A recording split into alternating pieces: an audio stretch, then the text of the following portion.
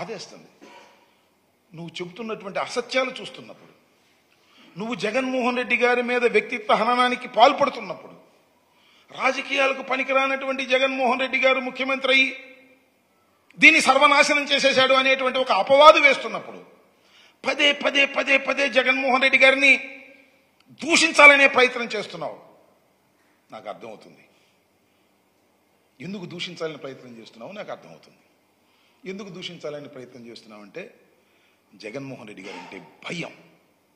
మళ్ళా జగన్మోహన్ రెడ్డి గారు ఈ రాష్ట్రంలో ఒక బలమైన శక్తిగా తయారవుతాడనేటువంటి ఒక భయం, ఆయనకి 40% ఓట్ల శాతం ఉందనేటువంటి భయం.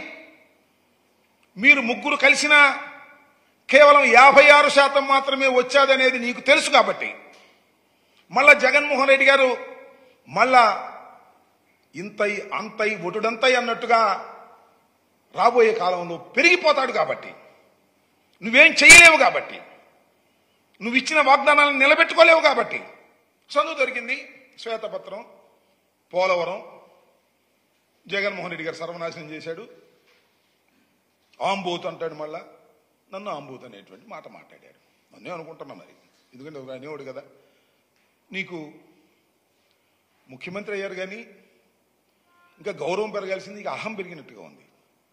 పట్టుకొని ఆంబోతు అనేటువంటి కార్యక్రమం చాలా విజువల్స్ కూడా వేశారు.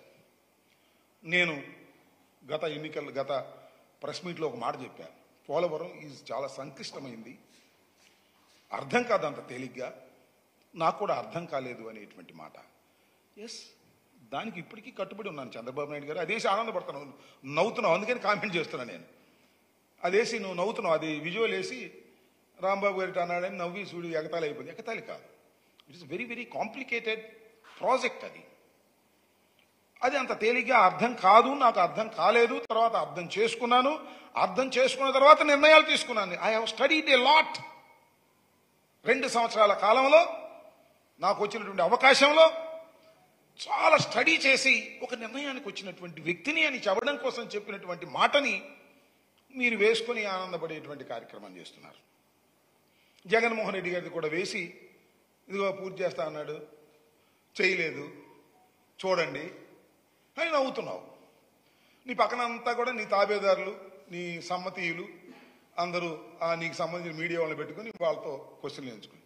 నేను అడుగుతున్నానయ్యా, చంద్రబాబు నాయుడు గారు మీరు 5 సంవత్సరాలు ముఖ్యమంత్రిగా ఉన్నారు. గతంలో మీరు ఏం చెప్పారు అప్పుడు? మర్చిపోయారా?